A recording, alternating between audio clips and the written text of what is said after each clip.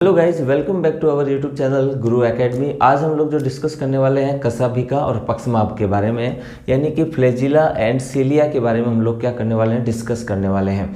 अब ध्यान देना, इसके अंदर भी आपको मैंने जो बनाया है बहुत सिंपल है। यहाँ पर हम लोग रीट के अंदर इसके डायग्राम को डिस्कस नहीं करेंगे, क्योंकि ये भी एक तारक केंद्र जो हमने पढ़ा था वहाँ पर हमने देखा था कि एक केंद्रीय छड़ होती है जिससे 9 तंतु निकलते हैं सूक्ष्म नलिकाओं के। सेम टू सेम स्ट्रक्चर यहाँ एक जैसा ही है, लेकिन लगभग थोड़ा सा तारक केंद्र से अलग है, क्योंकि यहाँ पे केंद्रीय छड़ के बीच में एक ब्रिज होगा और 2 सूक्ष्म नलिकाओं से वो जुड़ी होगी, और परिधीय स्तर पर भी सूक्ष्म नलिकाएं पाई जाती है 9+2 के रेशियो में वो। बट हम लोग जब 11th के एनसीईआरटी का डिस्कस करेंगे तब। बट रीट के अंदर आपको सिर्फ इतना ही ध्यान देना है कि कसाभिका के प्रकार, और जो मैंने यहाँ पे 5 पॉइंट लिखे हैं, ये 5 पॉइंट आपके लिए बहुत ही इंपॉर्टेंट होंगे।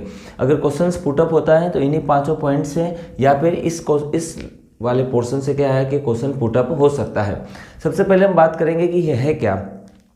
जैसे कि मान लीजिए कि कोई कोशिका है और वो कोशिका मान लो कि एक कोशिका है मान लो, या फिर कोई कोशिका को गति करनी है जिस द्रव्य के अंदर वो कोशिका उपस्थित है, तो इनके ऊपर क्या है, गति के लिए यहाँ पर कुछ इस प्रकार की स्ट्रक्चर आपको दिखाई देगी, जिनको हम क्या बोलते हैं, कसाभिका और पक्समाप भी कहते हैं। कभी कभी आपको बहुत ही बड़ी भी दिखाई देगी इस तरीके से।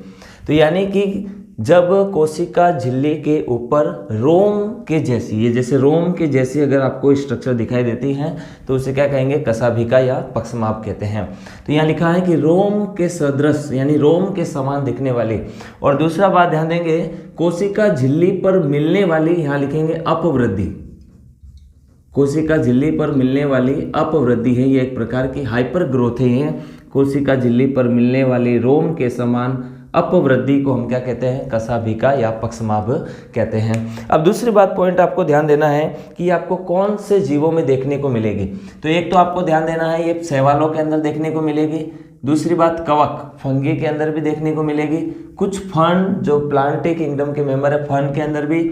और यहाँ पर सबसे इम्पोर्टेंट है जो जिम्नोस्पर्म पादप के जो युग्मक होते हैं, उन युग्मकों के अंदर भी ये क्या है, आपको देखने को मिलेगी। तो इस चीज़ का ध्यान देंगे, जिम्नोस्पर्मिक प्लांट के युग्मक। और कुछ एक कोशिकीय जीव जो यूनिसेलुलर ऑर्गेनिज्म है, उनके अंदर ये जो गति होती है एक कोशिक जीवों के अंदर, क्योंकि देखो वहाँ पर एक ही कोशिका पाचन, श्वसन, उत्सर्जन सारे क्रियाओं को क्या करती है, संपन्न। तो जब उसे गति करनी होती है किसी द्रव्य पदार्थ में, तो वहां पर भी आपको कसाभिका और पक्समाप क्या होंगे, देखने को मिलेंगे। इस चीज का आपको विशेष ध्यान रखना है। एक कोशिक जंतु में, जिम्नोस्पर्म पादप के युग्मक में, कवक के अंदर, फर्न के अंदर और पादपों में, शैवालों के अंदर, ये आपको देखने को मिलेगी।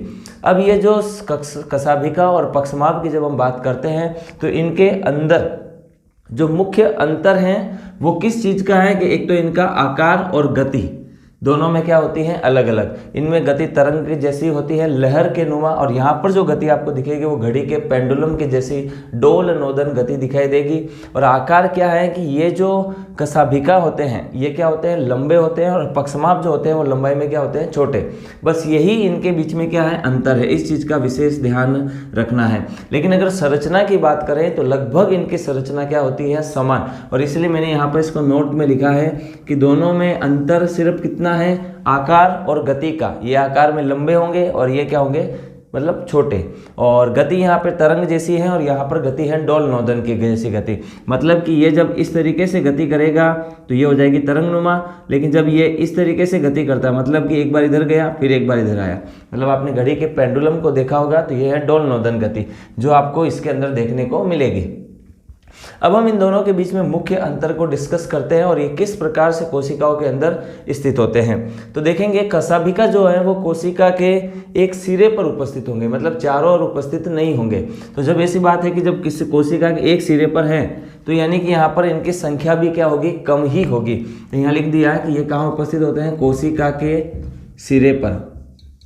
तो यहाँ लिख देंगे कोशिका के सिरे पर उपस्थित होते हैं। सिरे का मतलब एक कॉर्नर, एक कोना, एक के भाग पर उपस्थित होंगे। और यहाँ पर संख्या कितनी होगी, 1, 2 या फिर कितनी हो सकती है, हद से हद 4, बस। इससे ज़्यादा यहाँ पे संख्या आपको देखने को इनकी नहीं मिलेगी।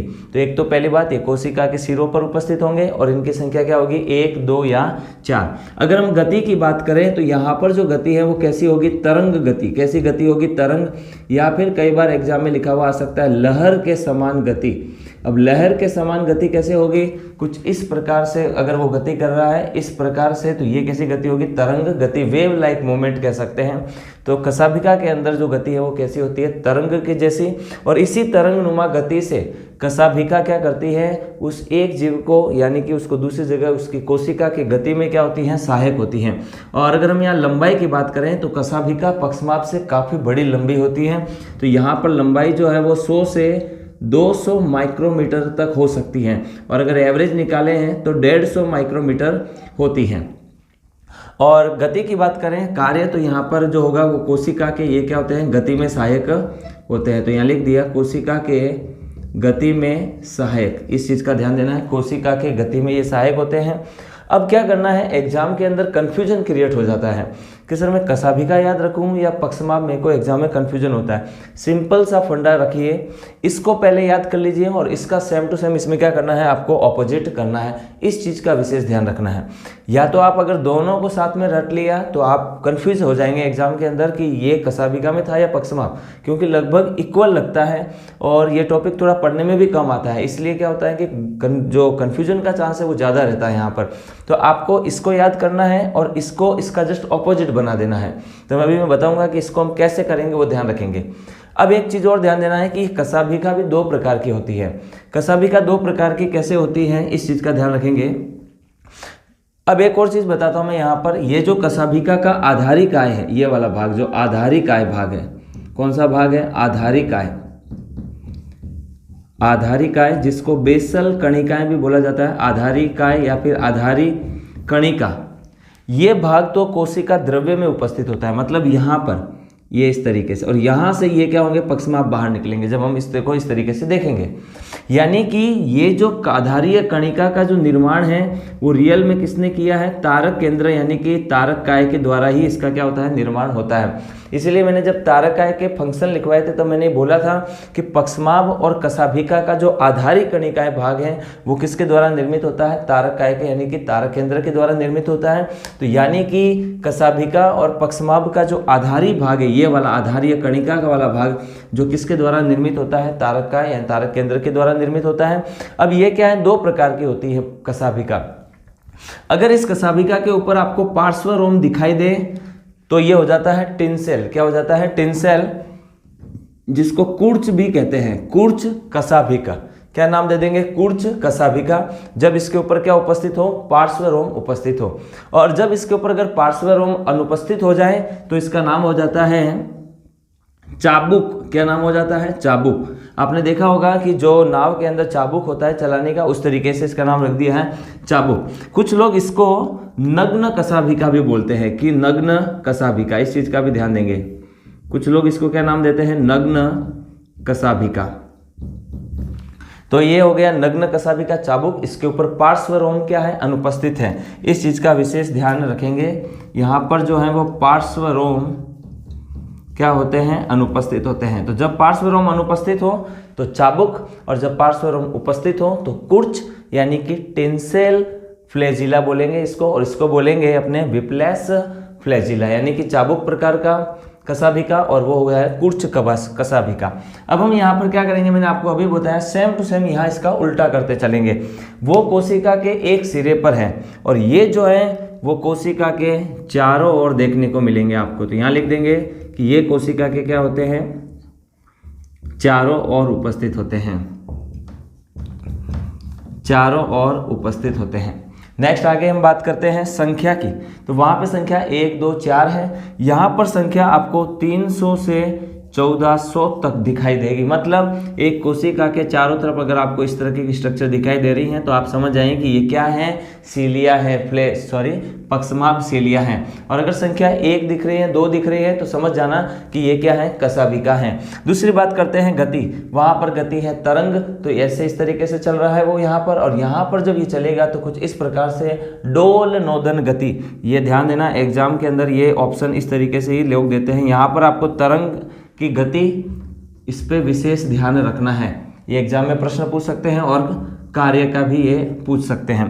तो यहाँ पर जो गति होगी वो कैसी होगी, डोल नोदन गति।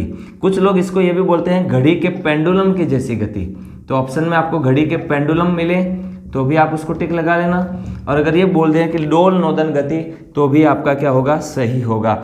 अब अगर लंबाई की बात करें तो वहाँ लंबाई क्या थी, 100 से 200 माइक्रोमीटर। यहाँ लंबाई बहुत ही कम होगी, 5 से 10 माइक्रोमीटर, क्योंकि ये छोटे छोटे बहुत ज़्यादा संख्या में है, इसलिए इनकी लंबाई क्या है, कम है। अब दूसरी बात, कार्य की बात करें तो ये भी कोशिका के गति में क्या होती हैं, सहायक होती हैं। कोशिका के गति में ये क्या होते हैं, सहायक होते हैं। दूसरे यहाँ पे लिखा है कि ये छोटी संरचना है। छोटी का मतलब ये लंबाई में कम है। मैंने आपको बोला सिर्फ आकार और गति में ही अंतर है। अगर स्ट्रक्चर को देखें तो लगभग दोनों का क्या है, इक्वल ही होता है। अब दूसरी बात, ये चप्पू की तरह कार्य करते हैं। चप्पू की तरह के मतलब जैसे कि नाव होती है, तो नाव के अंदर जो नाविक जो चला रहा होता है वो उसे आपने देखा होगा चाबुक चलाता है पीछे, एक चप्पू की तरह। तो वो जो चप्पू है वो क्या करता है, कोशिका को आगे की ओर अग्रसर करता है। तो यहां पर आप नोट डाल के एक स्पेस लिख देना कि बल तथा प्रभावी आघात से, बल तथा प्रभावी आघात से क्या होता है कि इसकी अंदर दो स्पष्ट ताल अवस्था होती है। जब आप डीपली स्टडी करेंगे तो पता चलेगा कि दो स्पष्ट ताल अवस्था होती है, जिनको हम बोलते हैं बल तथा प्रभावी आघात। इससे क्या होता है कि जीव जो है वो आगे की ओर अग्रसर होता है। किधर की ओर अग्रसर होता है, आगे की ओर। तो यहाँ लिखेंगे कि बल तथा प्रभावी आघात से जीव जो है वो क्या होता है, आगे की ओर अग्रसर होता है। किधर की ओर अग्रसर होता है, आगे की ओर अग्रसर होता है। तो ये तो हो गया कोशिका के गति में सहायक है। दूसरी बात, आगे की ओर अग्रसर होने से ये क्या करेंगे, पदार्थों का अभिगमन भी करते हैं। क्या करते हैं, पदार्थों का अभिगमन, यानी कि पदार्थों को एक स्थान से दूसरे स्थानों पर लेकर के जाएंगे। सीधी सी बात है, जब कोशिका जाएगी तो उसके साथ में पदार्थों का ये क्या करते हैं, अभिगमन भी करते हैं। इसके अलावा ये संवेदनाओं का भी पता लगाते हैं। बाहरी जो भी संवेदना होगी उसका भी इससे क्या होगा, पता चलता है। इस चीज़ का आपको विशेष ध्यान रखना है। और यहाँ पर अगर हम बात करें तो बाहरी, एक तो ये क्या हो गया, संवेदना, और इसके अलावा हम यहाँ बात कर सकते हैं कि जो बाहर अगर कोई भोज्य पदार्थ हैं तो उसका भी ये क्या करते हैं, पता लगा सकते हैं। किसके माध्यम से, पक्षमाभ सीलिया के माध्यम से। तो यहाँ पर इंपॉर्टेंट क्या है, एक तो गति कि जो कशाभिका है उनके अंदर कैसी गति होती है, तरंग गति। और यहाँ पर जो गति होगी पक्षमाभ के अंदर वो कैसी होगी, डोल नोदन गति, यानी कि पेंडुलम के जैसी यहाँ पर आपको क्या होगी, गति देखने को मिलेगी। पेंडुलम मोशन, जो पेंडुलम मोशन आपने घड़ियों में देखा होगा, जब एक एक घंटे के बाद घंटी बजती है तो इस तरीके से मोशन करती है। यहाँ पर आपको इसमें इतना ही ध्यान देना है, ये कोशिका की गति में सहायक है, ये भी कोशिका की गति में सहायक है। दूसरी बात, ये पदार्थों का अभिगमन भी करते हैं, संवेदना और भोजन, बाहरी संवेदना, वातावरण की संवेदना का ज्ञान कराते हैं। और कशाभिका दो प्रकार के होते हैं, जब पार्श्व उपस्थित हो तो कुर्च प्रकार, और जब अनुपस्थित हो तो नग्न कशाभिका चाबुक प्रकार होता है। और नेक्स्ट वीडियो के अंदर हम लोग अब द्विझिल्लीबद्ध जो कोशिकांग है हमारे उनको स्टार्ट करेंगे, क्योंकि अब ये जो हमारे हैं वो एकल झिल्लीबद्ध कोशिकांग क्या हो चुके हैं, कंप्लीट हो चुके हैं। ये भी ध्यान देना, एकल झिल्लीबद्ध है। यहाँ पर जो झिल्लीबद्ध कोशिकांग है जिसको जीव द्रव्य झिल्ली कहा जाता है, जीव द्रव्य झिल्ली, ये भी ध्यान देना। इसके चारों ओर जो झिल्ली होती है उसे क्या कहते हैं, जीव द्रव्य झिल्ली। और इस जीव द्रव्य झिल्ली के अंदर बहुत सारी सूक्ष्म नलिकाएं उपस्थित होती हैं, जिनका निर्माण रियली में जो हमने तारक केंद्र के अंदर देखी थी कुछ उस तरीके की।